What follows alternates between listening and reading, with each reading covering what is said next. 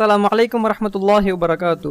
நம்முடைய உடம்பில் வலி இருக்கும் இடத்தில் கையை வைத்து இந்த துஆவை 7 தடவை நாம் கூறினால் அல்லாஹ் அந்த வலியை குணப்படுத்தி விடுகிறான்.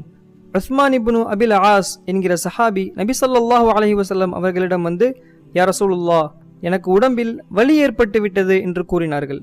அதற்கு நபி அவர்கள், உங்களுடைய உடம்பில் எந்த இடத்தில் வலி இருக்கின்றதோ அந்த இடத்தில் கையை வைத்து, உதாரணமாக நமக்கு தலைவலி இருக்கும் பொழுது தலையில் கையை வைத்து 3 தடவை பிஸ்மில்லா பிஸ்மில்லா பிஸ்மில்லா என்று கூறிவிட்டு பிறகு அஊது பில்லாஹி வ குதுரத்திஹி மின் ஷர்ரி மா அஜிது வ உஹாதிரு என்கிற துஆவை 7 தடவை நாம் ஓதிக்கொள்ள வேண்டும்.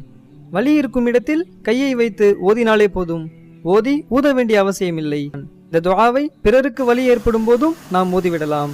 இந்த துஆவை நாம் மனனம் செய்து நமக்கு வலி ஏற்படும் போதும் நாம் ஓதிக்கொள்வோம், பிறருக்கு வலிக்கும் பொழுதும் நாம் ஓதிவிடுவோம்.